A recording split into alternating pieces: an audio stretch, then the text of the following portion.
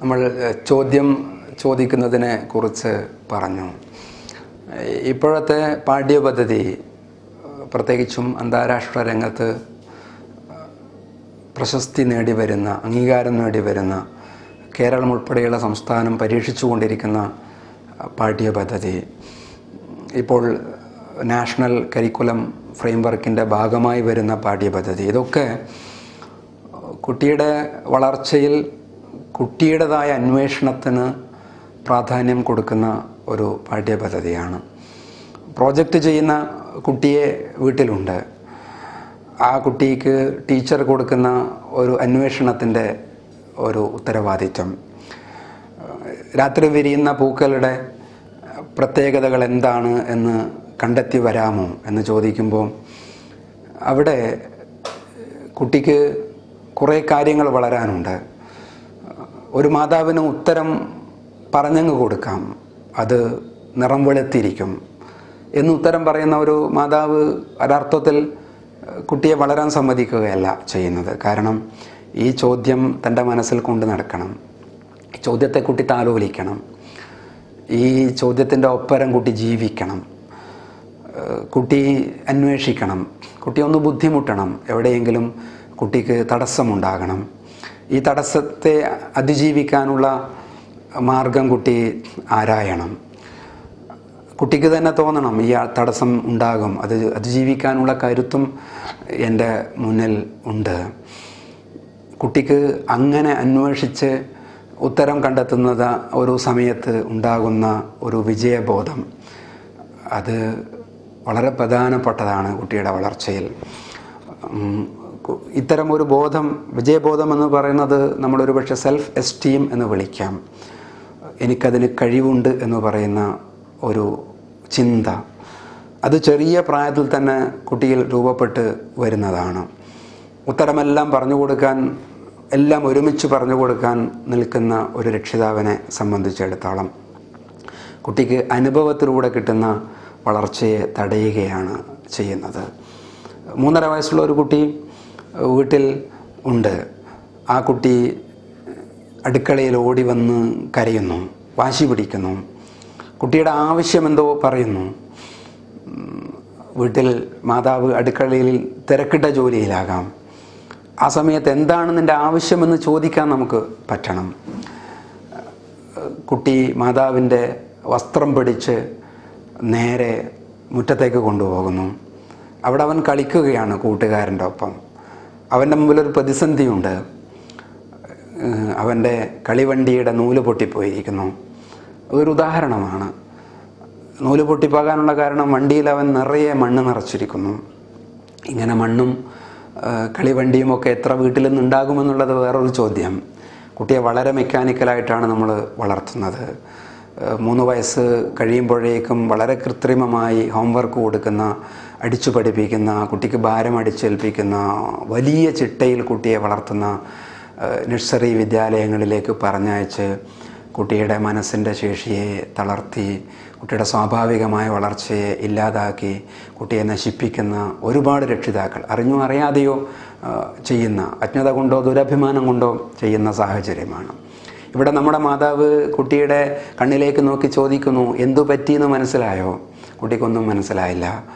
മാതാവ് മണ്ണ് നീക്കി കൊടുക്കുന്നു. മണ്ണ് നിറഞ്ഞുപോയി, അതാണ് നൂല് പൊട്ടിയത്. നമുക്ക് ഈ മണ്ണൊന്ന് മാറ്റാം. മണ്ണ് പകുതിയാക്കി കൊടുക്കുന്നു. മണ്ണ് പകുതിയായില്ലേ, ഇനി കുട്ടിക്ക് വലിക്കാം. കുട്ടിക്ക് പകുതി എന്ന് പറയുന്ന സങ്കല്പം, കണക്കിൽ കുട്ടി പ്രൈമറി ക്ലാസ്സിൽ പഠിക്കുന്ന സങ്കല്പം, ഭിന്നകത്തിൻ്റെ ആശയം 3 വയസ്സുള്ള കുട്ടിക്കും അനുഭവത്തിലൂടെ ഒരു മാതാവിന് പകർന്നു കൊടുക്കാം. അത്ര മനോഹരമായ പഠനമാണ് നടക്കുന്നത്. അതുകൊണ്ട് തന്നെ മാതാവ് ഒരു വിദ്യാലയമാണ് എന്ന് പറഞ്ഞു. അറേബ്യൻ കവിയായ ഹഫീൽ ഇബ്രാഹിമിൻ്റെ വരി, അൽ ഉമ്മ മദ്റസത്തുൻ, ഉമ്മ ഒരു വിദ്യാലയമാണ്. ആ ഉമ്മ നേരെയായാൽ നമ്മുടെ തലമുറ നേരെയാകും. മാതാവ് നേരെയായാൽ തലമുറ നേരെയാകും. അമ്മയുടെ മനോഭാവം പോസിറ്റീവ് ആണെങ്കിൽ കുട്ടിക്ക് വളരാനുള്ള സാഹചര്യങ്ങൾ ധാരാളം ലഭിക്കും. ഞാൻ കുട്ടിയുടെ വിജയബോധത്തെക്കുറിച്ച്, മനസ്സിൽ ഉള്ള ഉത്കർഷബോധത്തെക്കുറിച്ച് പറഞ്ഞു. ഉത്കർഷബോധത്തെ നമ്മൾ സെൽഫ് എസ്റ്റീം എന്ന് വിളിക്കാം, എസ്റ്റീം നീഡ് എന്ന് വിളിക്കാം. സെൽഫ് എസ്റ്റീം ലഭിക്കാത്ത കുട്ടികൾ നമ്മുടെ നാട്ടിലുണ്ട്. സെൽഫ് എസ്റ്റീം എന്നുള്ള വാക്ക് ഇന്ന് നമ്മുടെ വിദ്യാലയങ്ങളിൽ, വിദ്യാഭ്യാസ പ്രവർത്തനത്തിൽ, നമ്മുടെ തൊഴിൽ മേഖലയിൽ, പ്രൊഫഷണൽ രംഗത്ത്, വ്യക്തിത്വ വികാസത്തിൽ വളരെയധികം ഉപയോഗിക്കുന്ന ഒരു വാക്കാണ്. സെൽഫ് എസ്റ്റീം ഇല്ലാത്ത കുട്ടിയെ ഒന്നിനും പറ്റില്ല. കുട്ടിക്ക് ഒരുപാട് വിവരമുണ്ടോ എന്നല്ല ചോദിക്കുന്നത്. ഒരു ഇൻ്റർവ്യൂവിൽ അളക്കുന്നത്, ഒരു ഗ്രൂപ്പ് ഡൈനാമിസത്തിൽ പരിശോധിക്കുന്നത് കുട്ടിക്ക് വിവരമുണ്ടോ എന്നുള്ളതല്ല, കുട്ടിയുടെ സർട്ടിഫിക്കറ്റ് എങ്ങനെ ഇരിക്കുന്നു എന്നുള്ളതല്ല, എങ്ങനെ നമ്മുടെ കുട്ടി പെരുമാറുന്നു, എങ്ങനെ അവൻ മറ്റുള്ളവരുടെ മുന്നിൽ അവൻ്റെ കഴിവ് പ്രകടിപ്പിക്കുന്നു, അവൻ്റെ ഉള്ളിൽ എത്രത്തോളം പോസിറ്റീവ് എനർജിയുണ്ട്, എത്രത്തോളം കരുത്തുണ്ട്. ഇതെല്ലാം ചെറിയ പ്രായത്തിൽ നമ്മുടെ കുട്ടിക്ക് കിട്ടുന്ന എസ്റ്റീം നീഡുമായി ബന്ധപ്പെട്ടിട്ടുള്ളതാണ്. അത് എത്രത്തോളം വീട്ടിൽ ലഭിക്കുന്നുണ്ട്, അതിനനുസരിച്ച് കുട്ടി വളരുമ്പം വലുതാകും. പ്രൈമറി ക്ലാസ്സിലെ കുട്ടികളോട് ടീച്ചർ ചോദിക്കുന്നു, ആര് വരും ഒരു കഥ പറയാൻ, ആര് വരും ഒരു പാട്ട് പാടാൻ? ചില കുട്ടികൾ തലതാഴ്ത്തിയിരിക്കുന്നു. കാരണം ഏതോ ഘട്ടത്തിൽ അവൻ്റെ അല്ലെങ്കിൽ അവളുടെ മനസ്സിൽ ഷെയിം അല്ലെങ്കിൽ ഡൗട്ട് വന്നുകൂടിയിട്ടുണ്ടാകാം. തല നേരെ നിൽക്കാൻ പറ്റില്ല. ചില കുട്ടികൾ ഓടി വരുന്നു, ടീച്ചറെ ഞാൻ പറയാം. എന്താ ഞാൻ പറയാൻ പറയുന്നതിൻ്റെ അർത്ഥം? ഞാൻ പറഞ്ഞാൽ നേരെയാകും, എനിക്ക് പറയാൻ കഴിയും, എനിക്ക് കരുത്തുണ്ട് എന്ന് പറയുന്ന ബോധം ചെറിയ പ്രായത്തിൽ മാതാവിലൂടെ, പിതാവിലൂടെ, പരിസരത്തിലൂടെ നമ്മുടെ കുട്ടിക്ക് കിട്ടിയിട്ടുണ്ട്. അത്തരത്തിലുള്ള അവസരങ്ങൾ കൊടുക്കുക എന്ന് പറയുന്നതാണ് വീട്ടിൻ്റെ സാഹചര്യത്തിൽ ഉണ്ടാകേണ്ടത്. സെൽഫ് എസ്റ്റീം എന്ന് പറയുന്നത് ചെറിയ പ്രായത്തിലെ രൂപപ്പെട്ടു വരുന്ന ഒരു കാര്യമാണ്. കുട്ടിക്ക് എന്താണ് ജോലി? 3 വയസ്സുള്ള കുട്ടിക്ക് വീട്ടിൽ എന്തെങ്കിലും ചെയ്യാനുണ്ടോ എന്ന് ചോദിച്ചാൽ സാധാരണ നമ്മുടെ രക്ഷിതാക്കൾ പറയും, അവനെന്ത് ജോലി? മാതാവ് അടുക്കള ജോലി ചെയ്യുന്നു, അല്ലെങ്കിൽ പുറത്ത് ജോലി ചെയ്യുന്നു. പിതാവ് വീട്ടിൽ പണമുണ്ടാക്കി കൊണ്ടുവരുന്നു. വീട്ടിലെ നിയന്ത്രണം ഒരുപക്ഷെ മാതാവും പിതാവും ഒരുമിച്ച് നിർവഹിക്കുന്നു, കൂടിയാലോചന നടക്കുന്നു. കുട്ടിക്ക് എന്ത് ജോലിയാണ്? കുട്ടിക്ക് എന്തെങ്കിലും പണി കൊടുക്കുക എന്ന് പറയുന്നത് രക്ഷിതാവിനെ സംബന്ധിച്ചിടത്തോളം എത്ര ചെറിയ പ്രായമുള്ള കുട്ടിയായാലും അവൻ്റെ കഴിവിനനുസരിച്ച് ഒരു പേപ്പർ എടുത്ത് മേലെ ശരിക്കും അട്ടിവെക്കാൻ അവസരം കൊടുക്കുക, ഒരു ഗ്ലാസ് എടുത്ത് നേരെയാക്കാൻ അവസരം കൊടുക്കുക. പിതാവ് ചായ കുടിച്ച് ഗ്ലാസ് മേശപ്പുറത്ത് വെച്ചു, അത് എടുത്ത് വേച്ച് അടുക്കളയിലേക്ക് കൊണ്ടുവയ്ക്കുന്ന കുട്ടി ഉണ്ടെങ്കിൽ സാധാരണ ഒരു ഉമ്മ എന്തു പറയും? നീ എടുക്കണ്ട, നീ എടുത്താൽ പൊളിഞ്ഞു പോകുമെന്ന് പറയുന്ന സന്ദേശം കുട്ടിക്ക് പകർന്നു കൊടുക്കുകയാണ് ചെറിയ പ്രായത്തിൽ. അപ്പോൾ കുട്ടിക്കുണ്ടാകുന്ന തോന്നൽ എന്താണ്? അതെടുക്കാൻ മാത്രം ഞാൻ ആയിട്ടില്ല, ഐ എം നോട്ട് ഓക്കെ, എനിക്ക് അതിന് മാത്രമുള്ള കഴിവില്ല എന്ന ബോധത്തോടെ ഒരു കുട്ടി വീട്ടിൻ്റെ അകത്ത് വളർന്നു വന്നാൽ ഉണ്ടാകുന്ന ഒരു പ്രശ്നം, വലിയ ഒരു ആളാകുന്നതിൻ്റെ ഇടയിൽ അവൻ്റെ ഉള്ളിൽ ഒരുപാട് ബ്ലോക്കുകൾ വളർന്നു വരും എന്നുള്ളതാണ്. വളരെ പ്രധാനപ്പെട്ട ഒരു കാര്യം, കുട്ടിയുടെ 3 വയസ്സിൻ്റെയും 6 വയസ്സിൻ്റെയും ഇടയിൽ വളരുന്ന ഒരു ഘട്ടത്തിൽ വിരുന്നുകാരൻ വന്നു. വീട്ടിൽ വിരുന്നുകാരൻ വന്നാൽ രക്ഷിതാവ് സാധാരണ നിലക്ക് പലഹാരങ്ങളൊക്കെ കൊണ്ടുവച്ചു. 3 വയസ്സുള്ള കുട്ടി ഓടിച്ചെന്ന് അതിൽ ഒരു പലഹാരമെടുത്ത് അയാളുടെ മുന്നിൽ നിന്നങ്ങ് തിന്നുകയാണ്. രക്ഷിതാവിന് സങ്കടം വന്നു. സാധാരണ കൊടുത്താൽ ഭക്ഷണം കഴിക്കാത്ത കുട്ടി ആളുടെ മുന്നിലൊരു പ്രകടനമാണ്. ഒരുപക്ഷെ വഴക്ക് പറയും, അല്ലെങ്കിൽ ശിക്ഷിക്കും, അല്ലെങ്കിൽ അവനെ ഉള്ളിലേക്ക് കൂട്ടിക്കൊണ്ടുപോയി വാതിലടക്കും. ഇവിടെ കുട്ടി അവിടെ ചെയ്യുന്നത്, കുട്ടി അവിടെ ഓട്ടോണോമസ് ആണ്, അവിടെ അധികാരഭാവത്തിലാണ് പെരുമാറുന്നത്. ഒരു രാജാവിൻ്റെ രീതിയിലാണ് അവൻ്റെ പെരുമാറ്റം, പ്രത്യേകിച്ച് 3 വയസ്സിൻ്റെയും 6 വയസ്സിൻ്റെയും ഈ പ്രായത്തിൻ്റെ ഇടയിൽ.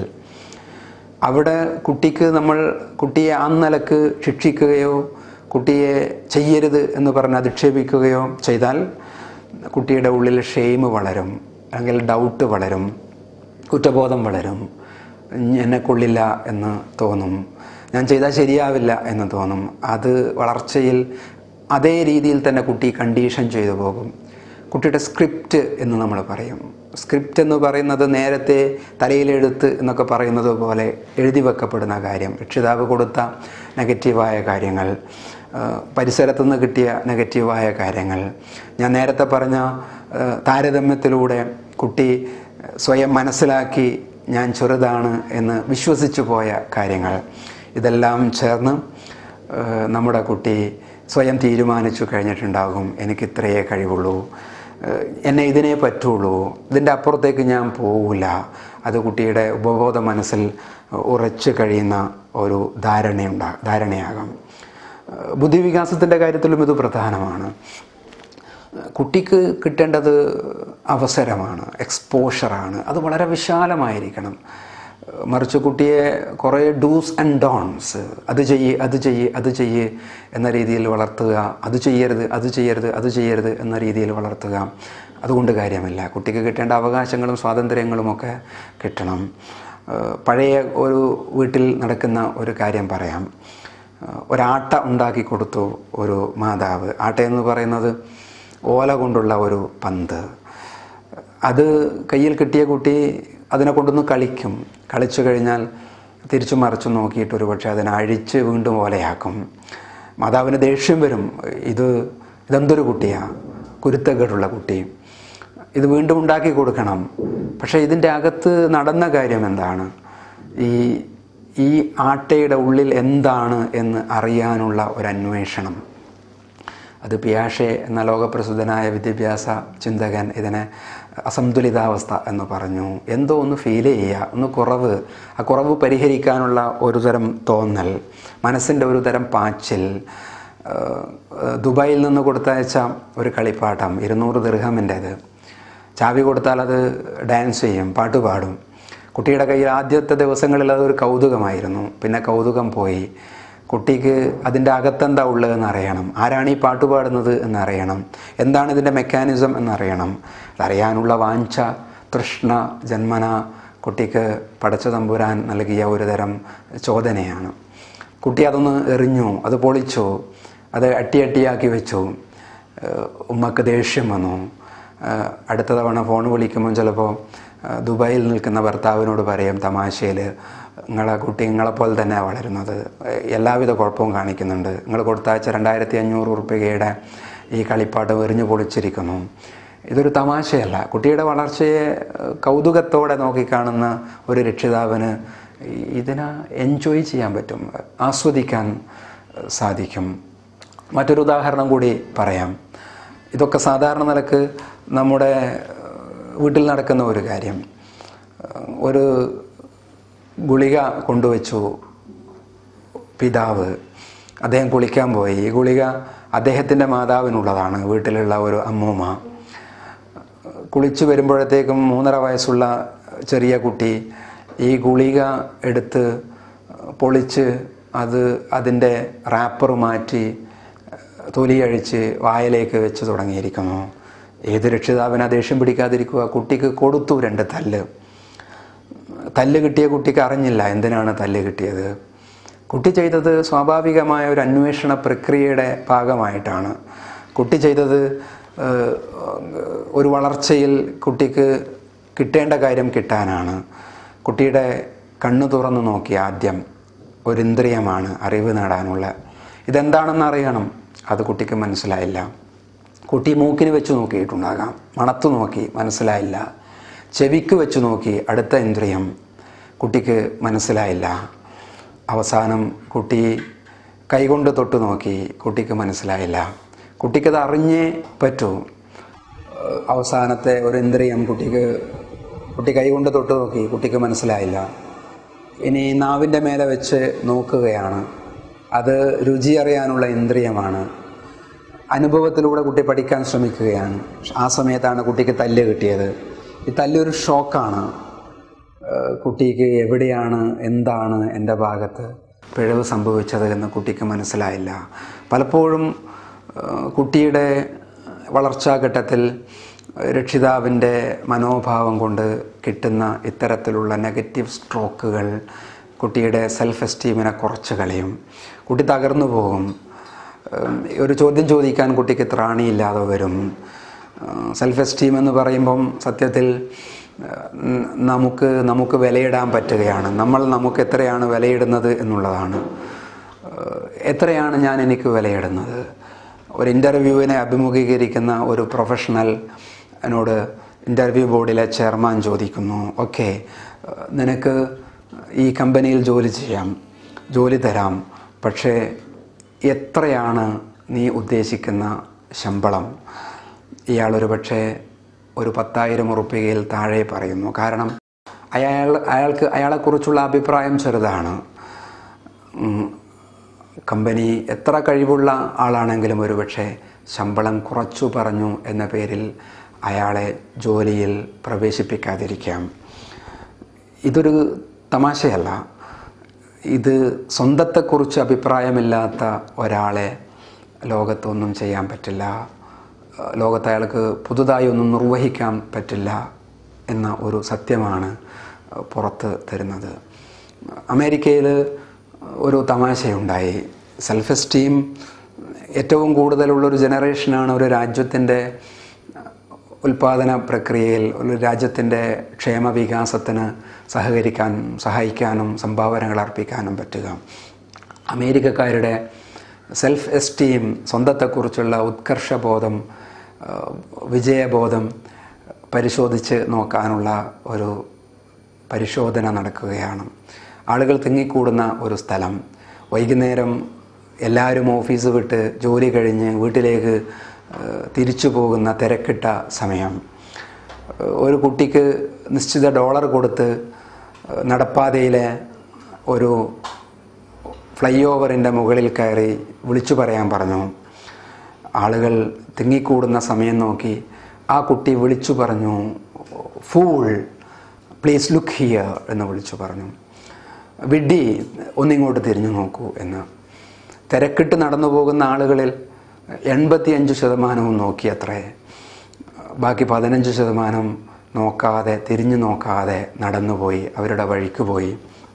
ഈ പരീക്ഷണം കാണിച്ച ഒരു വസ്തുതയുണ്ട്. തിരക്കിട്ട ഈ ആളുകളുടെ കൂട്ടത്തിൽ, പ്രൊഫഷണൽസിൻ്റെ കൂട്ടത്തിൽ 85% ഞാനൊരു ഫൂളാണ്, ഞാനും ഒരു വിഡ്ഢിയാണ്, എൻ്റെ ഉള്ളിലും ഒരല്പം വിഡ്ഢിത്തം വർക്ക് ചെയ്യുന്നുണ്ട് എന്നൊരു തോന്നലിൻ്റെ ആളുകളാണ്. ഈ തോന്നൽ ഒരുപക്ഷെ ചെറിയ പ്രായത്തിൽ നിന്ന് പകർന്ന് കിട്ടിയതാകാം.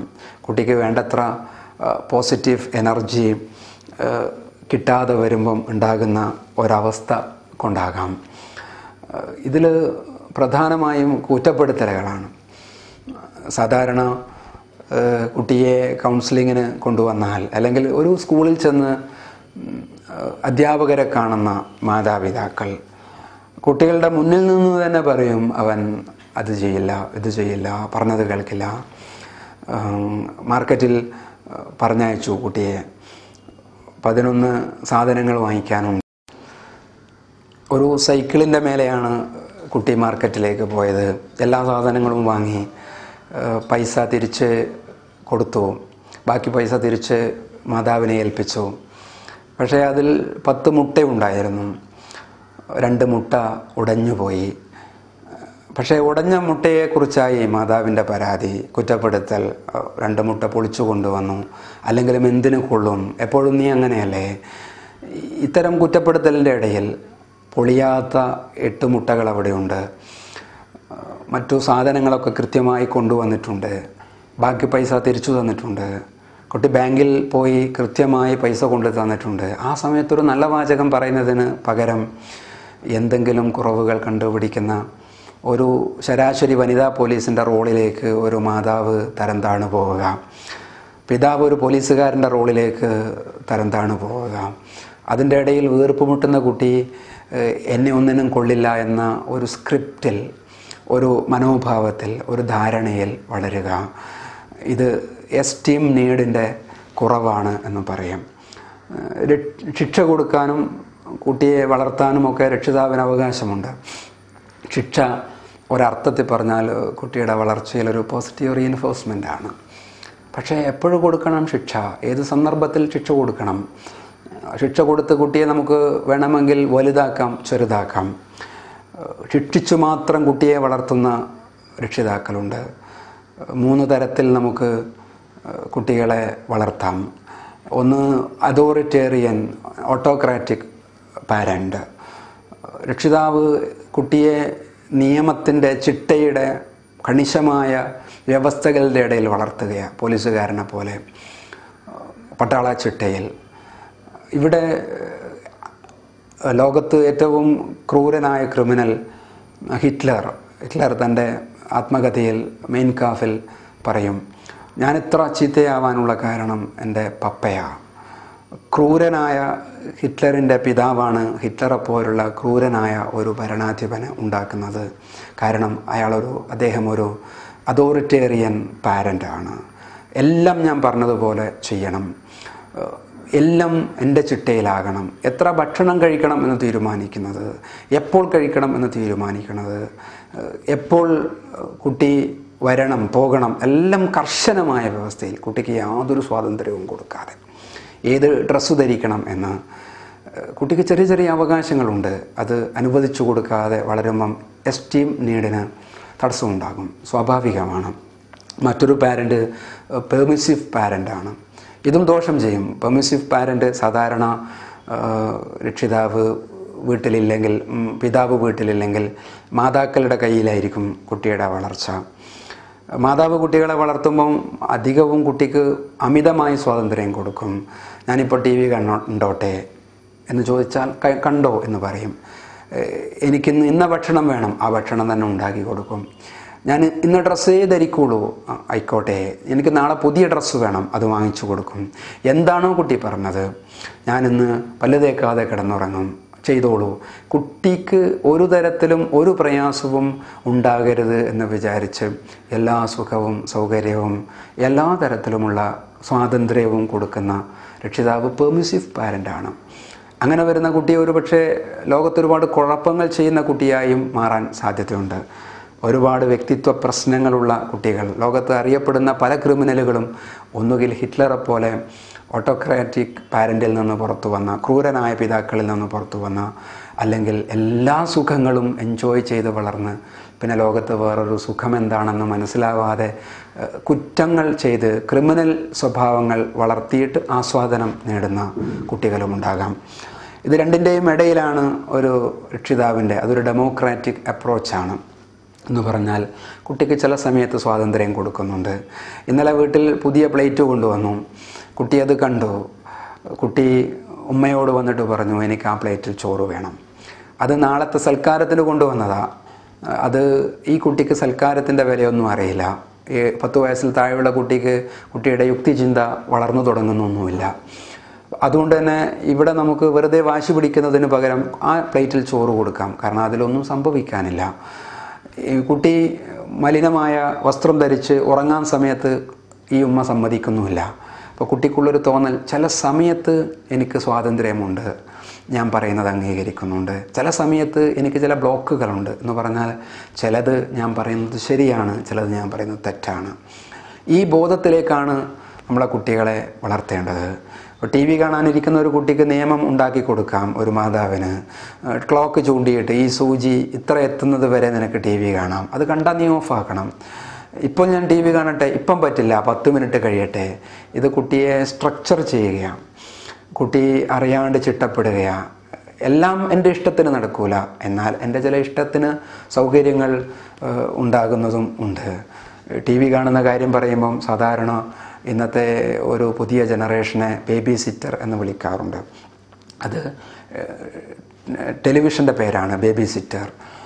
TV-യുടെ കുട്ടിയെ ഇരുത്താൻ പറ്റുന്ന ഉപാധി. 3 മണിക്കൂറും 4 മണിക്കൂറും അടുക്കളയിൽ ശല്യം ഒഴിവാകാൻ കുട്ടികളെ TV-യുടെ മുന്നിൽ ഇരുത്തുന്ന ധാരാളം രക്ഷിതാക്കൾ നമ്മുടെ നാട്ടിലുണ്ട്. അറിയാതെ കുട്ടിയുടെ തലച്ചോറിൽ, കുട്ടിയുടെ സ്വഭാവത്തിൽ, കുട്ടിയുടെ മനോഭാവത്തിലൊക്കെ അറിയാതെ ഒരുതരം മാറ്റങ്ങൾ, കണ്ടീഷനിങ് നടക്കുകയും കുട്ടി തീവ്രമായ വളരെ വ്യത്യസ്തമായ സ്വഭാവ വൈകല്യത്തിന് കാരണമായി തീരുകയും ചെയ്യും. ഞാൻ പറഞ്ഞത്, കുട്ടിയെ ശിക്ഷിക്കാമോ എന്ന ചോദ്യം, കുട്ടിയെ നന്നാക്കാൻ സമ്മാനം കൊടുക്കുന്ന പാരൻറ്റിന്, പ്രശംസ കൊടുക്കുന്ന പാരൻറ്റിന് സ്വാഭാവികമായും കുട്ടിയെ ശിക്ഷിക്കാനും അവകാശമുണ്ട്.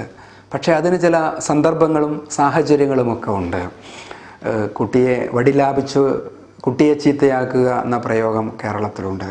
എന്ന് പറഞ്ഞാൽ ഒരിക്കലും ശിക്ഷ കൊടുക്കാതെ കുട്ടിയെ ചീത്തയാക്കുക എന്ന് പറയുന്നത്. നമുക്ക് ശിക്ഷിക്കാം, സ്വാഭാവികമായും രക്ഷിതാക്കൾ ചോദിക്കും, എങ്ങനെയാണ് കുട്ടിയെ നമ്മൾ വളർത്തേണ്ടത്? ഒട്ടും ശിക്ഷിക്കാതെ വളർത്തണമെന്ന് പറയുന്നു, ശിക്ഷിക്കണം എന്ന് പറയുന്നു. സാധാരണ നമ്മൾ പറയും, 3 കാര്യങ്ങൾ നിങ്ങൾ ആലോചിക്കുമോ ഒരു കുട്ടിയെ ശിക്ഷിക്കുമ്പോൾ, കുട്ടിക്ക് ശിക്ഷണം കൊടുക്കുമ്പോൾ? അങ്ങനെയാണെങ്കിൽ ആ ശിക്ഷ കൊണ്ട് കുഴപ്പമുണ്ടാവില്ല. ഒന്നാമത്തെ ഒരു കാര്യം, ഒരു ഉദാഹരണം പറയാം. കുട്ടി ചെയ്തതൊരു ചെറിയ കാര്യമാണ്. ഇന്നലെ നിലം തുടച്ച് വൃത്തിയാക്കിയിട്ടുണ്ട്. കുട്ടിക്ക് ആ മാർബിളിൻ്റെ വില അറിയില്ല. കുട്ടി കളറടിക്കാൻ വേണ്ടി വെള്ളം എടുത്തു പോകുമ്പം അതിൽ കളറ് നിലത്തേക്ക് ഉറ്റുന്നു. അതിൻ്റെ പേരിൽ ഒരു മാതാവ് കുട്ടിക്ക് പൊതിരെ കൊടുക്കുന്നു 2 തല്ല്. കാരണം മാതാവിൻ്റെ സമയം അത്ര നല്ലതല്ല. രാവിലെ ഒരുപാട് ബുദ്ധിമുട്ടുകളും പ്രയാസങ്ങളും ടെൻഷനും, ഗ്യാസ് വർക്ക് ചെയ്യുന്നില്ല, പാചകമായി തീരുന്നില്ല. ആ സമയത്താണ് ഇത് ചെയ്തത്. കുട്ടിക്ക് അറിയാണ്ട് കിട്ടിപ്പോയതാണ്. കുട്ടി ആലോചിച്ചു, ഇന്നലെ എനിക്ക് ഇതിലും വലിയൊരു തെറ്റ് ചെയ്തിട്ടും എന്നെ ഒന്നും ചെയ്തിട്ടില്ലല്ലോ, ഇതെന്തു പറ്റി? പൊതുവെ പറയും, കേരളത്തിലെ കുട്ടികൾക്ക് കൂടുതലും തല്ല് കിട്ടുന്നത് രാവിലെ 9 മണിയുടെ ഉള്ളിലുള്ള സമയത്താണ്. അതിനൊരു കാരണമുണ്ട്. കാരണം ഒരുപാട് സ്ട്രെസ്സ്, ഒരുപാട് അധിക ഭാരം മാതാവിൻ്റെ ചുമലിൽ നിൽക്കുന്ന സമയമാണ് രാവിലെ 9 മണിയുടെ മുമ്പിലുള്ള സമയം. കുട്ടികളെ അയക്കണം, രക്ഷിതാവിന് പോകണം, ഭർത്താവിന് പോകണം, അങ്ങോട്ടും ഇങ്ങോട്ടും നീങ്ങാൻ പറ്റില്ല, കാലത്ത് എണീക്കണം. ആ സമയത്ത് അറിയാതെ നമ്മൾ ശിക്ഷിച്ചു പോകുന്നു. പക്ഷേ കുട്ടിക്ക് അറിയാൻ പറ്റണം, നമ്മുടെ കുട്ടിക്ക് തോന്നണം എന്തിനാണ് എന്നെ ശിക്ഷിച്ചത് എന്ന്. ശിക്ഷ കൊടുക്കുമ്പോൾ ആദ്യത്തെ ഒരു കാര്യം, ചെയ്ത തെറ്റിന് ആനുപാതികമായിരിക്കണം നമ്മൾ കൊടുക്കുന്ന ശിക്ഷ. നമ്മൾ കൊതുകിനെ ഒലക്കിയെടുക്കാറില്ല. വലിയൊരു തെറ്റ് ചെയ്താൽ ഒന്ന് കണ്ണുകൊണ്ട് നോക്കിയാൽ ചിലപ്പോൾ മതിയാവില്ല. ചെറിയൊരു തെറ്റിന് വലിയ വടി ഉപയോഗിക്കേണ്ടിയും വരില്ല. ആനുപാതികമായി നമ്മൾ ചെയ്യണം. രണ്ടാമത്തത്, ആ സമയത്ത് ചെയ്യണം. ടൈമിൽ ഇൻ്റർവെൻഷൻ എന്ന് പറയും. സമ്മാനം അങ്ങനെ തന്നെയാണ്. ഒരു കുട്ടിക്ക് റാങ്ക് കിട്ടിയിട്ട് 6 മാസം കഴിഞ്ഞതിന് ശേഷം സമ്മാനം കൊടുത്തിട്ട് കാര്യമില്ല. ഒരു പേന കൊടുത്താലും ആ സമയത്ത് കൊടുക്കണം. ശിക്ഷയും അങ്ങനെ തന്നെ. ഉമ്മ പുറത്തു പോയി അലക്കുകയാണ്, അല്പം വികൃതി എന്നത് മാതാപിതാക്കളുടെ ഭാഷയാണ്. സാധാരണ വികൃതി കാണിക്കുന്ന കുട്ടി എന്തിനെങ്കിലും പറ്റുന്ന കുട്ടിയായിരിക്കും. കുട്ടിയുടെ സ്വന്തം കഴിവുകളെ ഉയർത്തുകയും അതിനെ മനസ്സിലാക്കുകയും സ്വന്തം അഭിപ്രായമുണ്ടാവുകയും സ്വന്തം വളർച്ചയുടെ ഒരു ചാനൽ ഉണ്ടാവുകയും അവനവൻ്റെതായൊരു ബുദ്ധി വികസിക്കുകയൊക്കെ ചെയ്യുന്നത് നമുക്ക് സൂക്ഷ്മമായി നോക്കിയാൽ മനസ്സിലാക്കും. ഒരുപക്ഷെ അങ്ങനെയുള്ള കുട്ടി ഭാവിയിൽ തൻ്റെ അടുത്തോടെ വളർന്ന് സ്വന്തമായ ഒരു മേൽവിലാസവും സ്വന്തമായൊരു തട്ടകവും പണിയുന്നത് നമുക്ക് ധാരാളമായി കാണാൻ പറ്റും. അപ്പോൾ കുട്ടി അടുക്കളയിൽ നിന്ന് എന്തോ എടുക്കുമ്പോൾ മിക്സി വീണ് ഉടയുകയാണ്. അതിൻ്റെ ശബ്ദമാണ് മാതാവ് കേട്ടത്. അദ്ദേഹം അലക്കിക്കൊണ്ടിരിക്കുകയാണ്. അപ്പോൾ മാതാവ് ഉമ്മ ആലോചിച്ചു, ഈ സമയത്ത് ഞാൻ അടുക്കളയിലേക്ക് പോയാൽ എൻ്റെ പണി നടക്കൂല, കുറച്ച് കഴിയട്ടെ. 1.5 മണിക്കൂർ കഴിഞ്ഞ് തൻ്റെ ജോലിയൊക്കെ പൂർത്തിയാക്കി കുട്ടിയെ അടുത്ത് വിളിച്ച്, മോനെ ഇങ്ങോട്ട് വാ, നേരത്തെ എനിക്കിതിനെ തല്ലാൻ പറ്റിയിട്ടില്ല, 2600 രൂപയുടെ സാധനമാണ് പൊളിച്ചിരിക്കുന്നത്, ഞാൻ എന്തിനാ കൊള്ളുക എന്ന് പറഞ്ഞിട്ട് 2 തല്ല് കൊടുത്താൽ ആ തല്ലുകൊണ്ട് കുട്ടിയുടെ സ്വഭാവത്തിൽ പ്രത്യേകിച്ച് മാറ്റമൊന്നും ഉണ്ടാവില്ല. കാരണം ചെയ്ത ആ സമയത്താണ് നിങ്ങൾ ആ കുട്ടിയെ തല്ല് കൊടുക്കുകയും തല്ലിൻ്റെ കൂടെ ഒരു നല്ല വർത്തമാനം പറയുകയും ചെയ്തിരുന്നുവെങ്കിൽ നമ്മുടെ കുട്ടിക്ക് ഇനി അടുത്ത ഘട്ടത്തിൽ അത് ചെയ്യാതിരിക്കാനുള്ള സൂക്ഷ്മത, ഒരു ബിഹേവിയറൽ മോഡിഫിക്കേഷൻ, സ്വഭാവത്തിലുള്ള വ്യതിയാനം ഉണ്ടാകും. ഇത് നമ്മൾ ചെയ്തില്ല. മൂന്നാമത്തെ ഒരു കാര്യം, എന്ത് സമ്മാനം കൊടുക്കുമ്പോഴും നമ്മൾ നല്ല വാക്ക് പറയുമല്ലോ. ഒരു നല്ല വാക്ക് ഇന്നത് ചെയ്തത് കൊണ്ടാണ് നമ്മൾ ഈ സമ്മാനം. കേരളത്തിലെ ഏറ്റവും നല്ല ഉയർന്ന മാർക്ക് വാങ്ങിച്ചത് കൊണ്ടാണ് ഈ സ്വർണ്ണപ്പതക്കം. അതുപോലെ ശിക്ഷ കൊടുത്താലും 1 മണിക്കൂർ കൊണ്ട് കുട്ടിയെ അടുത്ത് വിളിച്ച് കണ്ണിലേക്ക് നോക്കി കയ്യൊന്ന് തൊട്ട്, എന്തിനാ നിന്നെ ശിക്ഷിച്ചത് എന്ന് നിനക്ക് മനസ്സിലായോ? ഇന്ന കാര്യങ്ങൾ ചെയ്തത് കൊണ്ടാണ്, ഇനി അങ്ങനെ ചെയ്യരുത് എൻ്റെ കുട്ടി. സത്യത്തിൽ തന്നെ തല്ലുമ്പോൾ അറിഞ്ഞുകൊണ്ട് അറിയാതെ തച്ചതല്ല, എൻ്റെ മനസ്സിലായിരുന്നു ആ തല്ല് കൊണ്ടത്, എൻ്റെ ഹൃദയത്തിനാണ് അത് കൊണ്ടത്, എന്നെ അടിക്കാൻ വിചാരിച്ചിട്ട് ചെയ്തതല്ല, പക്ഷേ കുട്ടിക്ക് നന്നാവേണ്ടേ എന്ന ഒരു വർത്തമാനം കൂടി അതിൻ്റെ പിന്നിലുണ്ടാകുമ്പം ആ തല്ലുകൊണ്ട് ഈ കുട്ടിയുടെ മനസ്സിൽ എന്തെങ്കിലും നെഗറ്റീവ് ആയ തോന്നലുകൾ വന്നിട്ടുണ്ടെങ്കിൽ അതോടെ അത് തീർന്നിട്ടുണ്ടാകും. ഈ 3 കാര്യങ്ങളും ചെയ്യാൻ ശ്രദ്ധിക്കുന്ന ഒരു രക്ഷിതാവിനെ സംബന്ധിച്ചിടത്തോളം കുട്ടിക്ക് ഒരു ഭാഗത്ത് സ്നേഹം കൊടുക്കുകയും മറ്റൊരു ഭാഗത്ത് കുട്ടിക്ക് അവശ്യഘട്ടത്തിൽ ചില സ്ട്രോക്കുകൾ, ചില ശിക്ഷയാണെങ്കിൽ ശിക്ഷയുടെ രീതിയിൽ കൊടുക്കുകയും ചെയ്ത് കുട്ടിയെ നേരെ വളർത്താൻ കഴിയും. കുട്ടിയുടെ വളർച്ചാഘട്ടത്തിലെ 4ാമത്തെ ആവശ്യം, അതേക്കുറിച്ചാണ് നമ്മൾ സംസാരിച്ചു കൊണ്ടിരിക്കുന്നത്. എസ്റ്റീം നീഡ് എന്ന് പറയും അബ്രഹാം മാസ്ലോയുടെ ഭാഷയിൽ. അത് കുട്ടി ഞാനൊരാളാണ് എന്ന തോന്നലിലേക്ക്, കുട്ടിക്ക് എനിക്കെത്ര വിലയിടണം എന്ന ഒരു തോന്നലിലേക്ക്, എന്തൊക്കെ മൂല്യങ്ങളാണ് എനിക്കുള്ളത് എന്ന തോന്നലിലേക്ക് കുട്ടിയെ എത്തിക്കുന്നതാണ്. സാധാരണ കുട്ടികളുടെ ക്ലാസ്സുകളിൽ നമ്മൾ അധ്യാപകർ ചെയ്യുന്ന ഒരു കാര്യമുണ്ട്. ഒരു കടലാസിൽ നിങ്ങളുടെ ഒരു ഭാഗത്ത് നിങ്ങളുടെ കുറവുകൾ എഴുതുക, മറ്റൊരു ഭാഗത്ത് നിങ്ങളുടെ മേന്മകൾ എഴുതുക എന്ന് പറയും. 2 മിനിറ്റാണ് സമയം. എന്താണോ ആദ്യം മനസ്സിൽ വരുന്നത് അത് ലിസ്റ്റ് ചെയ്യണം. കുട്ടികളുടെ കുറവുകൾ പെട്ടെന്ന് എഴുതി തുടങ്ങിയിട്ടുണ്ടാകും. അവരുടെ മേന്മകൾ അവർക്ക് ഒരുപക്ഷെ 1 2 എണ്ണം കിട്ടുന്നിടത്ത് കുറവുകൾ 4 5 6 എത്തിക്കഴിഞ്ഞിട്ടുണ്ടാകും. ഇതെന്താണ് സൂചിപ്പിക്കുന്നത്? വളർച്ചാഘട്ടത്തിൽ അവർക്ക് കൂടുതൽ ചിന്തിക്കേണ്ടി വരുന്നത്, കൂടുതൽ അവരുടെ ബോധതലത്തിലും ഉപബോധതലത്തിലും ആഴ്ന്നിറങ്ങുന്നത് കുറേ കുറവുകൾ ഉണ്ട് എന്ന ചിന്തയാണ്. ഇത് രക്ഷിതാക്കൾ പകർന്നു കൊടുക്കുന്നതല്ലാതെ മറ്റെവിടുന്ന് കിട്ടാനാണ്?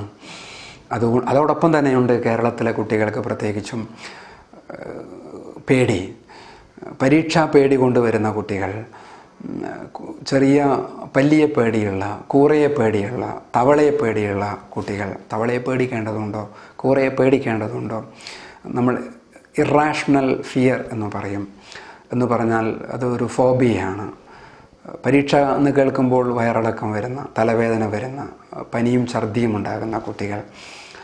ഇതിനൊക്കെ കാരണം ഒരു പരിധിവരെ രക്ഷിതാക്കളുടെ ചെറിയ പ്രായത്തിൽ കുട്ടിക്ക് കൊടുക്കുന്ന മലിനമായ സന്ദേശങ്ങളാണ്. കേരളത്തിലെ കുട്ടികൾക്ക് കൂടുതലും കിട്ടുന്നത് ഭക്ഷണത്തെക്കാളേറെ, വസ്ത്രത്തെക്കാളേറെ, അംഗീകാരത്തിനേക്കാളേറെ പേടിയാണ് കിട്ടുന്നത് എന്നൊരു പഠനമുണ്ട്. അതൊരു തമാശയല്ല. പല ഘട്ടത്തിലും അറിയാതെ കുട്ടി കിടന്നുറങ്ങിയില്ലെങ്കിൽ കുട്ടിയോട് ആരോ വരുന്നു എന്ന് പറയുന്ന, കിടന്നുറങ്ങിയില്ലെങ്കിൽ കുട്ടിയോട് പ്രേതം വരുന്നു എന്ന് പറയുന്ന, അല്ലെങ്കിൽ നായ വരുന്നു എന്ന് പറയുന്ന, കുട്ടിയെ നിരന്തരമായി പേടിപ്പിക്കുന്ന, ഇരുട്ടിനെ പേടിപ്പിക്കുന്ന, ഒന്ന് പുറത്തിറങ്ങാൻ നോക്കിയാൽ അയ്യോ ഇറങ്ങരുതേ എന്ന് പറയുന്ന രീതിയിൽ കുറേ നെഗറ്റീവ് ആയിട്ടുള്ള സന്ദേശങ്ങൾ നമ്മുടെ കുട്ടിക്ക് കിട്ടിയാൽ അതും കുട്ടിയുടെ എസ്റ്റീം നീഡിനെ ബാധിക്കാം. പല നിലക്കും അത് കുട്ടിയുടെ വളർച്ചയിൽ സ്വാധീനിക്കുകയും ചെയ്യാം. ഈ 4ാമത്തെ നീഡ് വളരെ പ്രധാനപ്പെട്ടതാണ് എന്ന് രക്ഷിതാക്കൾ ആലോചിക്കണം. അത് അറിയാതെ നമ്മൾ കുട്ടിക്ക് അതിൽ തടസ്സമുണ്ടാക്കി കൊടുക്കാം.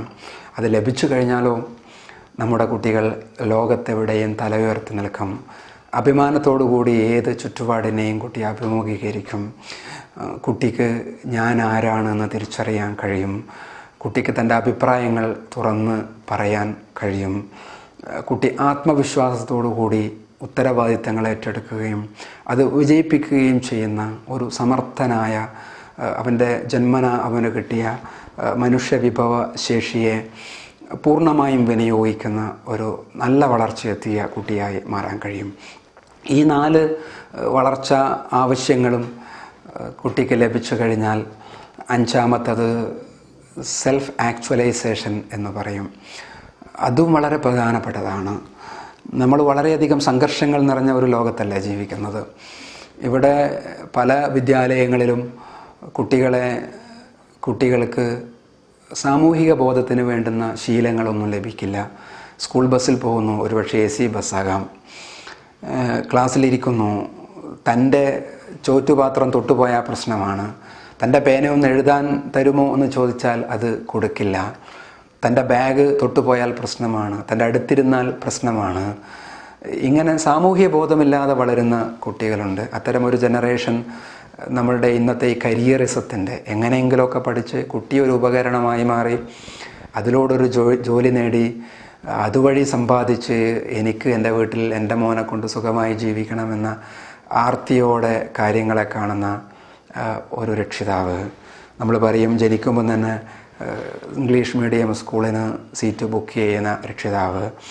3 വയസ്സിലോ 4 വയസ്സിലോ കുട്ടിയോട് മെഡിസിനെക്കുറിച്ചും അത് അഖിലേന്ത്യാ എൻട്രൻസിനെക്കുറിച്ച് സംസാരിച്ചു കൊണ്ടിരിക്കുന്ന, അല്ലെങ്കിൽ അമേരിക്കയിലെ പഠനത്തിനെക്കുറിച്ച് സംസാരിച്ചു കൊണ്ടിരിക്കുന്ന രക്ഷിതാവ് ഒരർത്ഥത്തിൽ കുട്ടിയെ പ്രോത്സാഹിപ്പിക്കുകയല്ല ചെയ്യുന്നത്.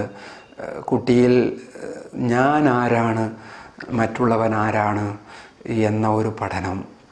അതാണ് നേരത്തെ എറിക് ബേൺ 4ാമത്തെ പ്രസവം, 4ാമത്തെ ജന്മം എന്ന് പറഞ്ഞത്. കുട്ടിയുടെ സോഷ്യൽ ബർത്ത്.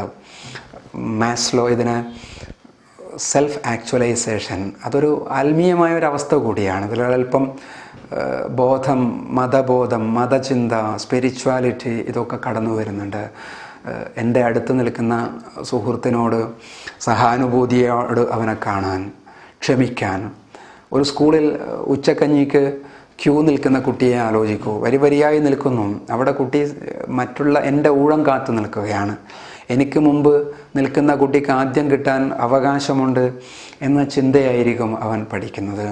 ബസ്സിൽ ക്യൂ നിൽക്കാൻ പഠിക്കുന്ന കുട്ടി നാളെ നാട്ടിൽ കുഴപ്പമുണ്ടാക്കില്ല. കാരണം അവൻ പഠിക്കുന്നത് ഈ ബസ്സിൽ ഞാൻ ക്യൂ നിന്നാൽ മാത്രമേ എൻ്റെ കാര്യങ്ങൾ നടക്കുകയുള്ളൂ, ക്യൂ നിന്നിട്ട് നേടാനേ പറ്റുള്ളൂ. കാരണം എനിക്ക് മുന്നിൽ ബസ്സിൽ കയറാൻ നേരത്തെ വന്നു നിന്നവർക്ക് അവകാശമുണ്ട്, അവർക്കതിനുള്ള കഴിവുണ്ട്, അവർ അത്രയും ചെയ്തതുകൊണ്ട് അവർ നേടുന്നു. പരാജയപ്പെടുന്ന ഒരു കുട്ടി ഒരുപക്ഷെ ഇന്ന് നമ്മൾ ആത്മഹത്യയിലേക്ക് പോകുന്നത് കാണുന്നു. ഒരുപക്ഷെ രക്ഷിതാക്കൾ കൊടുക്കുന്ന സമ്മർദ്ദം കൊണ്ടാകാം, ചെറിയ ഒരു സങ്കടം പോലും സഹിക്കാൻ പറ്റാത്ത രീതിയിൽ നമ്മുടെ കുട്ടികൾ വളർത്തപ്പെടുന്നതിൻ്റെ പ്രശ്നമാണ്. അപ്പോൾ തോൽക്കുന്ന കുട്ടി പറയേണ്ട ഒരു മനോതലമുണ്ട്. ഞാനിപ്പോൾ തോറ്റിരിക്കുന്നു. എന്തുകൊണ്ട് ഞാൻ തോറ്റു? ജയിക്കാൻ ഒരുപാട് വഴികളുണ്ടായിരുന്നു, ഞാൻ ജയിക്കാനുള്ള വഴി സ്വീകരിച്ചില്ല. ഞാൻ തോക്കുന്ന വഴിയിലേക്ക് പോയി, അതുകൊണ്ട് ഞാൻ ജയിച്ചു. ജയിക്കാനുള്ള കഴിവെനിക്ക് ഇല്ലാത്തത് കൊണ്ടല്ല, ഞാൻ തോൽക്കാനായി ജനിച്ചവനായതുകൊണ്ടുമല്ല. അപ്പോൾ ജയിക്കണമെങ്കിൽ ഞാൻ എന്തു വേണം? ഞാൻ മറ്റൊരു വഴി സ്വീകരിക്കണം, ഞാൻ പുതിയ പഠനതന്ത്രങ്ങൾ സ്വീകരിക്കണം, പുതിയ സമയം ഞാൻ സ്വീകരിക്കണം. സാധാരണ നമ്മൾ പറയുന്ന ഒരു വാചകമുണ്ട്, life is in between black and white. നമ്മുടെ തലച്ചോറിൻ്റെ നിറം പോലെ. തലച്ചോറിന് ഗ്രേ നിറമാണ്, അത് കറുപ്പുമല്ല വെളുപ്പുമല്ല, അതിൻ്റെ ഇടയിലുള്ള ഒരു ചാരനിറമാണ്.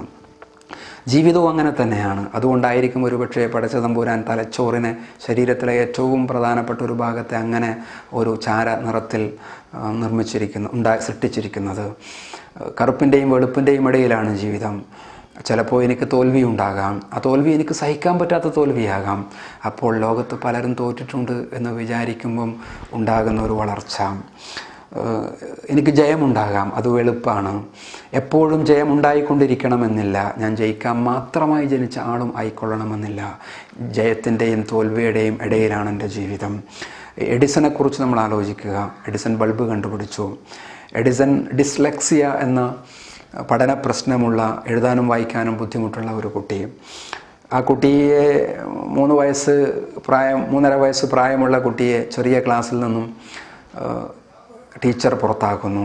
Your Thoma is too paid, take him back home എന്നാണ് കുറിപ്പ് കൊടുത്തയക്കുന്നത്. പക്ഷേ തോമസ് ആൽവ എഡിസൻ്റെ മാതാവ് സമർത്ഥയായ ക്രിയാത്മക ചിന്തയുള്ള മാതാവ് ഈ കടലാസ് വായിച്ചു നോക്കി വലിച്ചെറിഞ്ഞിട്ട് പറഞ്ഞു, my Thoma is brilliant, I will teach him. ഞാൻ അവനെ പഠിപ്പിച്ചു. കുട്ടിയുടെ കുറവുകൾ കണ്ടുപിടിച്ചു, കുട്ടിക്ക് പോസിറ്റീവ് സ്ട്രോക്കുകൾ കൊടുത്തു, കുട്ടിയുടെ ആത്മവിശ്വാസം വളർത്തി. കുട്ടി വലുതായി, കുട്ടി ബൾബ് കണ്ടുപിടിച്ചു. ബൾബ് കണ്ടുപിടിക്കുന്നതിന് മുമ്പ് കുട്ടി 100 തവണ പരീക്ഷിച്ചു പരാജയപ്പെട്ടിട്ടാണ്, 99 തവണ പരീക്ഷിച്ചു പരാജയപ്പെട്ടിട്ട് 100ാം തവണയാണ് എഡിസൺ ബൾബിൻ്റെ റിസൾട്ട് പുറത്തേക്ക് വിടുന്നത്. അപ്പോൾ ആളുകൾ ചോദിച്ചു, നിങ്ങൾ 99 തവണ തോറ്റില്ലേ? എഡിസൻ്റെ മറുപടി വളരെ ക്രിയാത്മകമായിരുന്നു. കാരണം ആ മാതാവിൻ്റെ ക്രിയാത്മക ചിന്ത കുട്ടിയെ സ്വാധീനിച്ചിട്ടുണ്ട്. എഡിസൺ മറുപടി പറഞ്ഞു, 99 തവണ ഞാൻ തോറ്റതല്ല, എങ്ങനെ ബൾബ് കണ്ടുപിടിച്ചുകൂടാ എന്ന് ഞാൻ പഠിപ്പിച്ചു. എങ്ങനെ ബൾബ് കണ്ടുപിടിച്ചുകൂടാ എന്ന് ഞാൻ സമൂഹത്തിന് കാണിച്ചു കൊടുത്തു. ഇനി ആരും ആ വഴിയിൽ പോയി പരാജയപ്പെടേണ്ടതില്ലല്ലോ. അതും ഒരു ഗവേഷണമല്ലേ. തോൽവിയെ അങ്ങനെ കാണാൻ പറ്റുക എന്ന് പറയുന്ന, ലോകത്തിലെ അത്ഭുതങ്ങൾ കാണിച്ച വ്യക്തികളൊക്കെ തോൽവി ടേസ്റ്റ് ചെയ്തിട്ടുണ്ടാകും. ആ തോൽവിയിൽ നിന്ന് പുതിയ പാഠങ്ങൾ അനുഭവിച്ചെടുത്തതാണ് അവരുടെ വിജയത്തിൻ്റെ തന്ത്രവും മന്ത്രവും. അപ്പോൾ നമ്മുടെ കുട്ടിക്ക് ജയം മാത്രമേ ഉണ്ടാകാൻ പറ്റുള്ളൂ, തോൽവി എന്ന് പറയുന്നത് ഉണ്ടാകാൻ പാടില്ല എന്നാണ് രക്ഷിതാവ് പഠിപ്പിക്കുന്നതെങ്കിൽ അത് സെൽഫ് ആക്ച്വലൈസേഷൻ്റെ കുറവാണ്. ബുദ്ധിയല്ല പ്രധാനം, ഓർമ്മശക്തിയല്ല പ്രധാനം. നമ്മൾ സാധാരണ കുട്ടിയുടെ IQ എന്ന് പറയും. IQ കുറഞ്ഞ കുട്ടി ജീവിക്കുന്നുണ്ട്.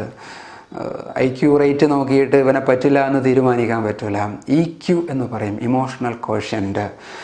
തോറ്റാലും തോൽവിയായി കാണാനും അതിനെ വിലയിരുത്താനുമുള്ള മനോഭാവം, ചുറ്റുമുള്ള ആളുകളുടെ പ്രശ്നങ്ങളെ കാണാനുള്ള മനോഭാവം, തൻ്റെ അടുത്തിരിക്കുന്ന സുഹൃത്തിനോട് സംസാരിക്കാനും അവൻ്റെ സന്തോഷത്തിൽ പങ്കുചേരാനും, അവൻ ലീഡറാകുമ്പോൾ ആ ലീഡറെ അംഗീകരിക്കാനും, അവൻ ജയിക്കുമ്പം തോറ്റുകൊടുക്കാനും ഒക്കെ ഉള്ള ഒരു മനസ്സ്, അത് ഇമോഷണൽ ക്വോഷ്യൻ്റാണ്.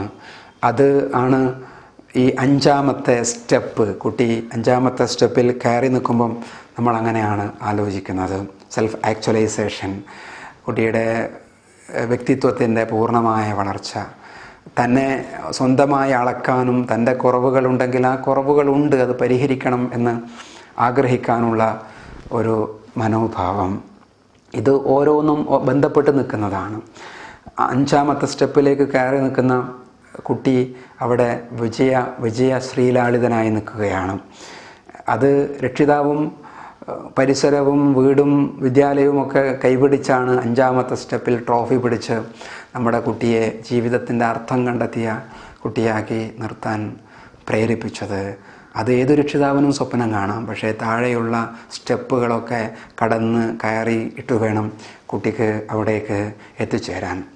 പ്രത്യേകിച്ചും കൗമാരപ്രായത്തിലെ വളർച്ചാഘട്ടം നമ്മൾ വിശദമായി ഇവിടെ പറയുന്നില്ലെങ്കിലും ഒരു സൂചന മാത്രം നൽകാം. കുട്ടിയുടെ സെൽഫ് ആക്ച്വലൈസേഷൻ്റെ ഘട്ടത്തിൽ തന്നെ പഠിക്കാനും വിലയിരുത്താനും തൻ്റെ വ്യക്തിത്വത്തെ മോൾഡ് ചെയ്യാനും ക്രമപ്പെടുത്താനുമുള്ള സാഹചര്യം ഏറ്റവും ഉപകരിക്കുന്നത് 10 വയസ്സിൻ്റെയും 11 വയസ്സിൻ്റെയും 19 വയസ്സിൻ്റെയും ഇടയിലുള്ള കൗമാരപ്രായത്തിലാണ്. കൗമാരപ്രായത്തിലുള്ള ഒരു കുട്ടിയുടെ വ്യക്തിത്വം വളരുന്നു. അവിടെ ശരീരത്തിൽ മാറ്റം ഉണ്ടാകുന്നുണ്ട്, മനസ്സിലും മാറ്റം ഉണ്ടാകുന്നുണ്ട്. അവിടെ കുട്ടി പ്രശംസ ആഗ്രഹിക്കുന്നുണ്ട്, എന്നെ ആളുകൾ അംഗീകരിക്കണം തോന്നുന്നുണ്ട്. തൻ്റെ സൗന്ദര്യബോധം കുട്ടിക്ക് കൂടുതൽ ഉണ്ടായി വരുന്നുണ്ട്. ഒരുപക്ഷെ കണ്ണാടിയുടെ മുമ്പിൽ കുട്ടി കൂടുതൽ നേരം നിൽക്കും, കൂടുതൽ നല്ല ഡ്രസ്സ് ധരിച്ച് പുറത്തു പോകും. ആ സമയത്താണ് ഒരുപക്ഷെ കുട്ടികൾ പല രീതിയിലും വഴിതെറ്റി പോകുന്നത്.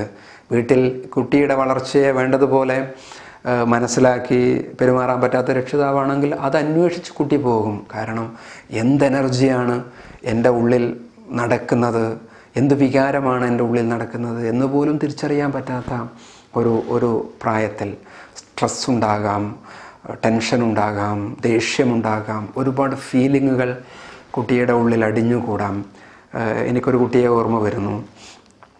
18 വയസ്സുള്ള ഒരു ആബിദ എന്ന ഒരു കുട്ടിക്ക് ഒരുപാട് സങ്കടവും ദേഷ്യവും, മുഖത്ത് ആകെ ഒരു തരം കരുവാളിപ്പ്, ഒരുപാട് ഫീലിങ്ങുകൾ കൊണ്ട് നടക്കുന്ന കുട്ടിയാണ്. കുട്ടിയോട് സംസാരിച്ചു തുടങ്ങിയപ്പോൾ കുട്ടി വീട്ടിലെ കുറേ കാര്യങ്ങൾ പറഞ്ഞു. കുട്ടി ആദ്യം പറഞ്ഞു, എനിക്ക് പഠനത്തിൽ ശ്രദ്ധ കിട്ടുന്നില്ല. കുട്ടി അതിൻ്റെ കാരണമായി പറഞ്ഞു, എനിക്ക് ഒരു അഫെയർ ഉണ്ടായിരുന്നു, ഒരു ആൺകുട്ടിയുമായുള്ള ഒരു പ്രേമബന്ധം. അതൊക്കെ ഒഴിവായി, അതൊരു വലിയ പ്രശ്നമൊന്നുമല്ല ഇപ്പോൾ.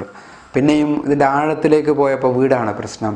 വീട്ടിൽ കുട്ടിയുടെ വ്യക്തിത്വത്തെ അംഗീകരിക്കുന്നില്ല. കുട്ടി പറയുന്നത്, ഞാൻ കറുത്തിട്ടാണ്, എൻ്റെ അനിയത്തി വെളുത്തിട്ടാണ്, അപ്പോൾ വെളുത്തവളോട് കൂടുതൽ സ്നേഹം കാണിക്കുന്നു, കറുത്ത എന്നെ വീട്ടിൽ സ്ഥാനമില്ല. ഇതൊക്കെ കൗമാരത്തിലുണ്ടാകുന്ന തോന്നലാണ്. കൗമാരത്തിലൊരു കുട്ടി ഒരു പക്ഷേ 18, 15, 16 വയസ്സുള്ള കുട്ടിയെ മോളെ എന്ന് വിളിക്കുമ്പോൾ പോലും കുട്ടിക്ക് ഫീലിംഗ് ഉണ്ടാകാം, എന്നെ ഇത്രയായിട്ട് മോളെ എന്ന് വിളിച്ച് ചെറുതാക്കുന്നു. നമ്മൾ മാതാപിതാക്കൾ മോളെ എന്ന് വിളിച്ചത് സ്നേഹം കൊണ്ടായിരിക്കാം. അവ കഴിയുന്നതും കൗമാരപ്രായത്തിൽ കുട്ടികളെ പേര് ചൊല്ലി വിളിച്ച് അംഗീകാരം കൊടുത്ത് ഉത്തരവാദിത്തം കൊടുത്ത് ഞാൻ ഏത് അവസ്ഥയിലാണ് വളരുന്നത് എന്നും കൃത്യമായി പറഞ്ഞു കൊടുത്ത്, ഈ പ്രായത്തിൽ ഒളിച്ചു വെക്കാതെ കാര്യങ്ങൾ പരസ്പരം ഷെയർ ചെയ്യാനുള്ള സ്വാതന്ത്ര്യം വീട്ടിൽ കൊടുത്ത് കുട്ടിയുടെ സൗന്ദര്യബോധത്തെ അംഗീകരിച്ചു കൊടുത്ത് അതിൽ കുട്ടിക്ക് ധാർമ്മിക ബോധവും പകർന്നു കൊടുത്ത് വളർത്തുന്ന വല്ലാത്ത ഒരു ചിട്ട അടിച്ചേൽപ്പിക്കുന്നതിന് പകരം ആ പ്രായത്തിൻ്റെ സ്വാതന്ത്ര്യവും പരിഗണനയും അനുവദിച്ചു കൊടുത്ത് വളർത്തുമ്പം കുട്ടിൻ്റെ ഇമേജ് കൂടുന്നു, കുട്ടിക്ക് തന്നെക്കുറിച്ചുള്ള അഭിപ്രായം കൂടുന്നു, സെൽഫ് ആക്ച്വലൈസേഷൻ കൂടുന്നു.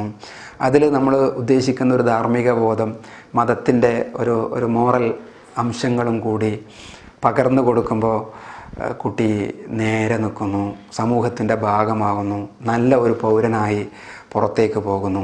5ാമത്തെ സ്റ്റെപ്പ് കുറേ കൂടി ദാർശനികമായ, കുറേ കൂടി വിശ്വാസപരമായ, കുറേ കൂടി മനസ്സും ശരീരവും തലച്ചോറും എല്ലാം സമഞ്ജസമായി ഒരുമിച്ച് കുട്ടിക്കുണ്ടാകേണ്ട ഒരവസ്ഥ എന്ന് വേണമെങ്കിൽ നമുക്ക് വിളിക്കാം. അതിലും നമ്മുടെ രക്ഷിതാക്കളുടെ റോള് വളരെ വളരെ പ്രധാനപ്പെട്ടതാണ്. നമ്മുടെ കുട്ടിയുടെ വളർച്ചയെ കൗതുകത്തോടെ നോക്കിക്കാണുന്ന, എൻ്റെ കുട്ടി വലുതാകണമെന്ന് ആഗ്രഹിക്കുന്ന, എന്നെക്കാളേറെ വളരണമെന്ന് ആഗ്രഹിക്കുന്ന, അതിനുവേണ്ടി എന്തും ചെയ്യാൻ തയ്യാറാകുമെന്ന് കൊതിക്കുന്ന, എത്ര ഫീസ് കൊടുത്തും നല്ല വിദ്യാലയം അന്വേഷിച്ച് നടക്കാൻ തയ്യാറാവുന്ന രക്ഷിതാവിൻ്റെ മുന്നിൽ ഒരു ചോദ്യം നമ്മൾ ചോദിക്കുന്നു. കുട്ടിയുടെ വളർച്ചാഘട്ടത്തിൽ രക്ഷിതാവ് എന്ന നിലക്ക് ചെയ്യേണ്ടതൊക്കെ ചെയ്യാൻ നമുക്ക് സാധിച്ചിട്ടുണ്ടോ? മനഃശാസ്ത്രപരമായ വളർച്ച, ജന്മം നമ്മുടെ കുട്ടിക്ക് കിട്ടിയിട്ടുണ്ടോ? സാമൂഹികമായ ജന്മം നമ്മുടെ കുട്ടിക്ക് കിട്ടിയിട്ടുണ്ടോ? കുട്ടി സമൂഹത്തിൻ്റെ ഭാഗമാകാൻ മാത്രമുള്ള ധാർമ്മിക ബോധം അത് പഠിപ്പിച്ചു കൊടുക്കുകയല്ല, അത് അനുഭവിപ്പിച്ചു കൊടുക്കുക ചെയ്യുക. കുട്ടിയുടെ ധർമ്മബോധത്തെക്കുറിച്ച് പറയുമ്പം അത് വീട്ടിൻ്റെ പരിസരം, ആൽബർട്ട് ബന്ദുരയുടെ വളരെ പ്രസിദ്ധമായ മനഃശാസ്ത്ര പഠനം, ഒബ്സർവേഷനും മോഡലിങ്ങും, ഇത് രണ്ടും കാണിക്കുന്നത് കുട്ടി കാര്യങ്ങൾ കണ്ടു പഠിക്കുന്നു, അനുഭവിച്ചു പഠിക്കുന്നു. പ്രത്യേകിച്ചും ധാർമ്മിക പഠനത്തിൽ മാതാവ് എങ്ങനെയാണ്, പിതാവ് എങ്ങനെയാണ്. കുട്ടിയോട് പഠിക്കാൻ പറഞ്ഞ് TV കാണുന്ന വീട്ടിൽ കുട്ടിക്ക് പഠിക്കാൻ പറ്റില്ല. കാരണം കുട്ടിക്ക് കിട്ടുന്ന മോഡൽ വേറെയാണ്.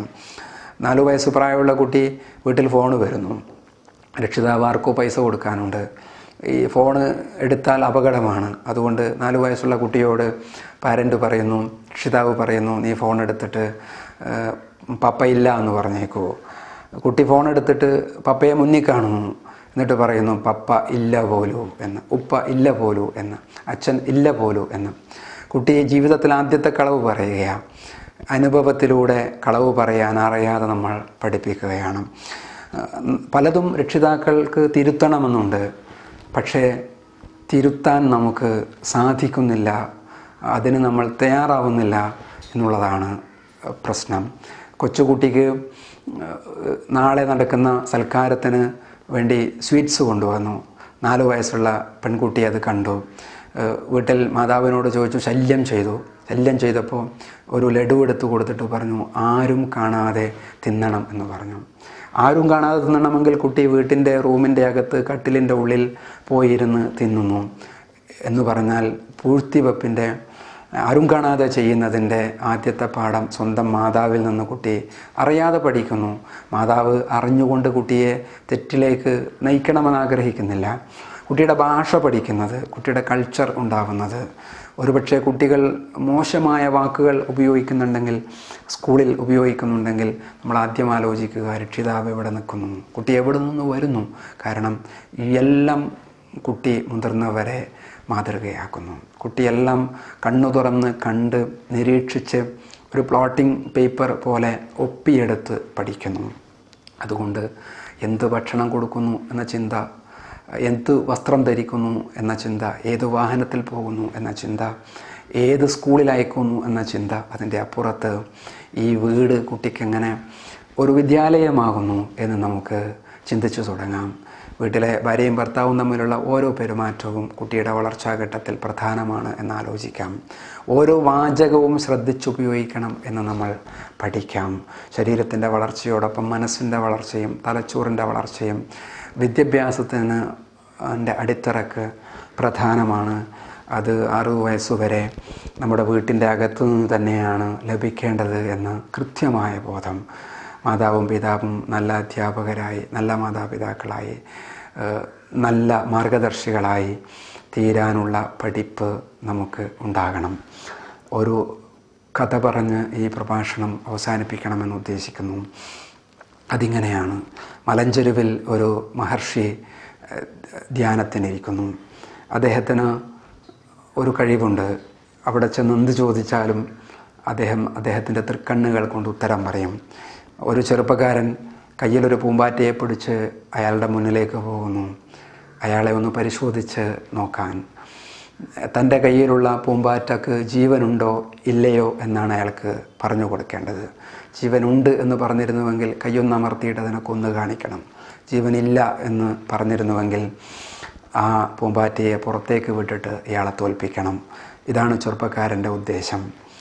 ചെറുപ്പക്കാരൻ്റെ മുഖത്തേക്ക് നോക്കിയിട്ട് ഈ വലിയ മനുഷ്യൻ വിളിച്ചു പറഞ്ഞു, അത് മോനെ, ആ ജീവി ആരുടെ കയ്യിലിരിക്കുന്നു എന്നതിനെ ആശ്രയിച്ച് നിൽക്കുന്നു, അതിന് ജീവനുണ്ടോ ഇല്ലയോ എന്നുള്ളത്.